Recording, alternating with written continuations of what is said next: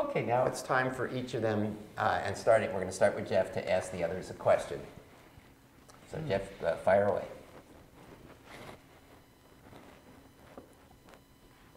When you're elected, what's the #1 thing you would like to implement within the city?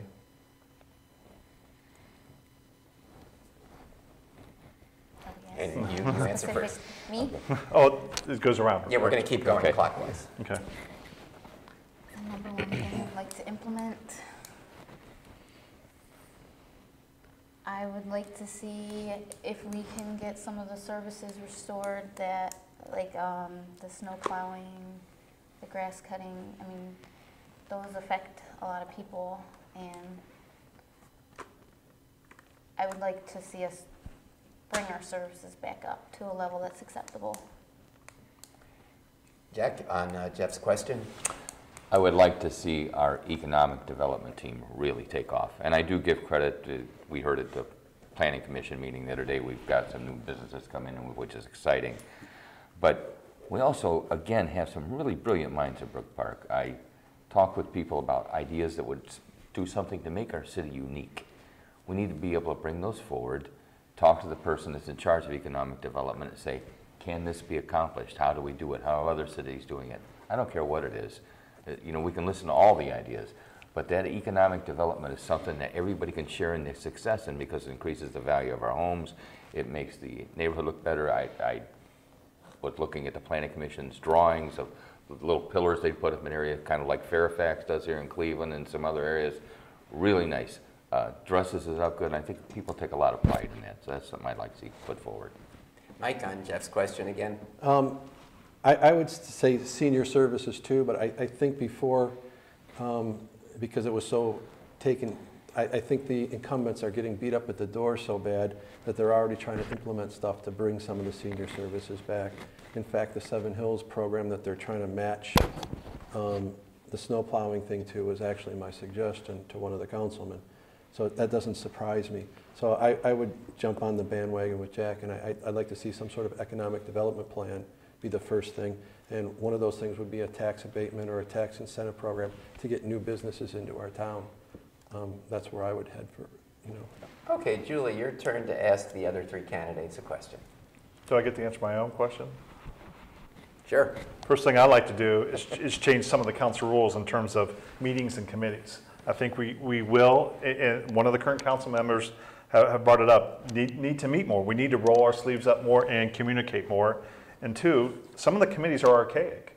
When I've been to council meetings, almost every one for the last 2 years, and a couple committees have not ever had a report, why do you need that committee? So let's look, we don't have an economic development committee. We don't have a senior services committee. We have an opportunity to reform council and reshape council to deal with our challenges today, not to be dealt with the problems of 20 years ago. Okay, now Julie, you ask all four candidates a question, so you can answer your own. Well, I didn't answer the question, he did. But the question that I have was more towards the other two candidates who are not here. But looking at the salary of the administration when they came in, it's kind of on the high end, a lot of them. Would you be willing to, if elected, re-examine the salary for some of those top positions and, you know, consider making cuts there before laying off employees and cuts to services? I'm first? Okay. Yes, I would. I think a lot of it has to be performance driven.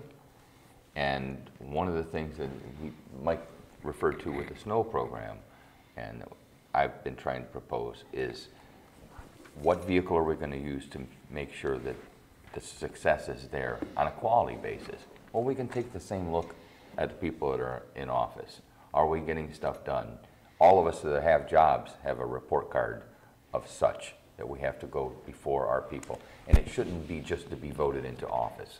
I think it's a vote of confidence to say, you know, we are happy with what you're doing or we're not. And there should be some mechanism in place to adjust that. Mike, on Julie's question. I think there's a couple of positions that we might be able to do away with that we need to look into at this time. a lot of cities do without a safety director. And I would entertain a thought, or have a part-time, I would entertain a thought that we have a part-time safety director in our town. I think we have enough talented police and firemen that are retired that could fill the bill, and do it on a part-time basis, and probably do more than their share. So I'm actually for that, seeing that happen, even though I was the public safety director for a long time and instituted a lot of programs and brought a lot of grants to the city. I'm not seeing that sort of stuff now, and that concerns me. So that would be one area that I would definitely look at. Jeff? Great question, and I think it has to be assessed. I think you have to look at what the administration looks like, and does it fit a city of 19,500 people in the 21st century. So the current administration might still be modeled after a 33,000 person city from 1975. I think there's probably some opportunities for cuts, but I also think there's probably some opportunities for ads. It's 21st century. Where's the CIO of the city? Who's the chief information officer? Who's the tech person? Sometimes you might just need to bring a newer person in to replace something that changes. I think Mike brought up a good point regarding safety director. How many 19,000 people have a separate safety director? Most of them, the mayor is the safety director, or the police chief or the fire chief act in that role. I think part-time is a great thing, and I think one other thing that we have to look at is professional interns. There's great programs out there for recent college grads that can do a lot of work at a low cost. And Julie, on your own question. He brought up a good point, well, Mike did too, about the safety director position. I think that would be the one I would primarily be looking at. I think that's something that the mayor could take over, like in other cities. But there is obviously the huge lack of communication. I think we could stand to have somebody serve as like a communications director for the city. That would help resolve a lot of these problems. And then also, as he brought up, someone to oversee the technology, at least on a part-time basis. Because I know currently, like, there's a guy in the police department that kind of serves as like the tech person. It's not really his job, but so I think there could be some shuffling around and looking at the structures and salaries. Okay, Jack, for your turn to ask a question. Okay, thank you. With the declination of the tax increase by the voters last year, I think we all understand, as we've been walking out there, there's a huge divide between the youth in our city and the seniors in our city. I don't want to say it's intentional. There's no evidence of that. But to say that it doesn't exist would be just to ignore it. So what I'd like from you is, what would you like to see happen to close that divide and bring those people back to an understanding of each other's needs?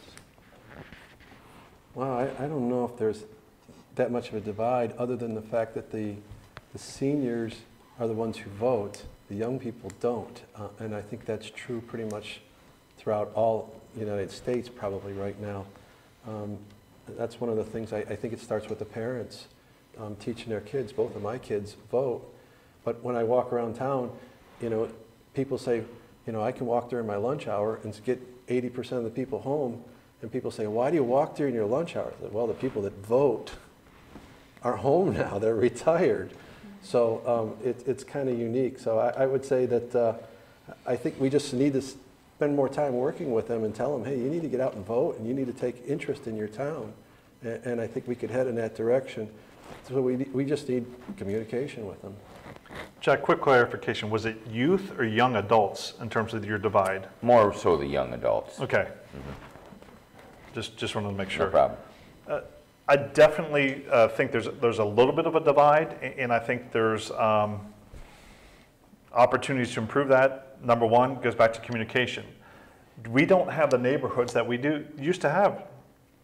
There's not neighborhood block parties. There's not just let's get out and get to know your neighbor. And I think there's some initiatives that are trying to deal with that. In the city, we need more of that type of initiative. We need more of that. Let's just get to understand what's going on. Could it be through a communications officer or a public information officer to help initiate that? I think some of the people within the city are trying to deal with that, especially at Recreation Department. They're trying to bring in some of those programs, and I'm going to do a plug for the Recreation Department here, the Brookpark Impact Program that's trying to do some things for youth to improve communication across and impact many people across the community there. So we need more of that. Okay, Julie. I think one of the keys is getting more involvement from the community with, like, for example, the mentoring program that's gotten a lot more people involved. I know I'm one of the more younger people running, well, actually the youngest running, but, and my particular peer group, it seems to be very apathetic to getting involved in politics and the community. I don't know if that's because of the digital and communications divide, you know, what he said about, you know, the different communities. We don't talk to our neighbors and know each other anymore like we used to. So there's, I don't know, I just think maybe somehow reaching out more to get more people involved, working together with the different, you know, ages, there might be more understanding once you start to bring people together. Okay, and then your turn on your own question, right? Okay, I loved the answers, and to me, this is what council is supposed to be like, getting some different opinions on a common subject. The reason I brought it up is, again, as I'm walking the city, I hear of, oh, if the seniors would vote this in, they don't understand, you know, it's going to help the young people, and the young people don't understand the seniors have been paying for it a long time, and then they see things disappearing. So it has caused some friction there. And all these are great ideas to reunite them together. The community events, the impact program, all those things need to take place. That's kind of what I was getting at, is they need to understand that we are in it together, because the young people that are talking about those senior services, that, oh, why do I have to pay for those, are going to get there one day, like I just did. I've been paying into it forever. Now it's my turn to get some of it back, and they're taking it away. That's all I got. Okay, Mike, your turn to ask everyone a question.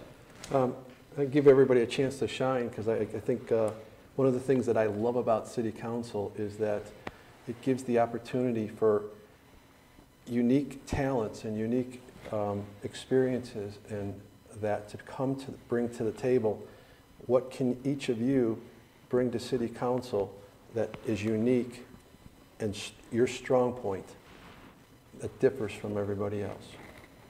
That's a great question, Mike. I think we do need diversity in thinking and experience on City Council. I think one of the things that I bring that nobody else has is that public works, design, construction background, so I can work with my council members to help interpret things on a council perspective. If they get an engineer's report, some of that information is over the heads of folks. So I would be able to bring that experience of planning, design, construction, operation, and maintenance to council to help deal with those types of issues. I think that is one of my key, unique background items there that I would bring. I would say my strengths that I would bring to it would be technology. I have a lot of experience with that, and just the communications. I think that could help. Different, like one of the things that we've talked about is newsletters. There used to be more communications between the council people and the constituents. There's a complete breakdown of that. That's an area that I'm skilled with, familiar with, and research, and my experience in the library and working with the public. I have a lot of experience there. I think that would be good for when we're looking at the different issues. I would have a strong background in research and also working with the different public members. I've worked with diverse populations before. Jack? Again, a great question. I think the unique thing that I would bring, again, is the communication skill set. When I was Vice President of Toastmasters Education, I won numerous awards for my presentation skills, and I use those all across the country. There's a group here in Cleveland, a division of the Federal Executive Board, called Cleveland Community Federal Leadership Institute. I taught people presentation skills for that. So in other words, if I get behind you on something, you convince me on something, I can help you sell it. I can help bring it to the target audience that you need in a way that is not demeaning, as not degrading towards another council member. You know, it can be talked out, and I think I can present that in a dignified manner so that we can speak about the options that are on the table. I think that's been a piece that's missing. I love all the opportunities here that these people are bringing forward. That it is nice to know that you can bring your strengths and not be ashamed to talk about them. Okay, Mike, you answer your own question and then we're done. Yeah, well, I think it's pretty obvious where I'd go with this. The biggest part of the city's budget is the safety forces. And I have a very unique background that not only do I teach it at emergency management for Lakeland Community College, but been in the fire protection industry and the construction industry most of my life. So I really think that I bring a lot. If the fire department says that they want to buy a stores connection, I know what it is. And that's important to have somebody that gets that, and you know, it could be part of a safety committee or that can bring that unique knowledge as Jeff would with sewers. You know, I think, you know, I don't know anything about sewers hardly, you know, other than I used to walk them when I was a kid because there was an open one behind my parents' house. But I really think that, I love that fact of city council, that unique talents come together to work. Well, thank you all for coming, and thank the viewers. Please check out the upcoming races for other Brookpark Council seats. And please check cleveland.com to read stories about the debates and the issues in the general election. Early voting starts October 6th. Thanks.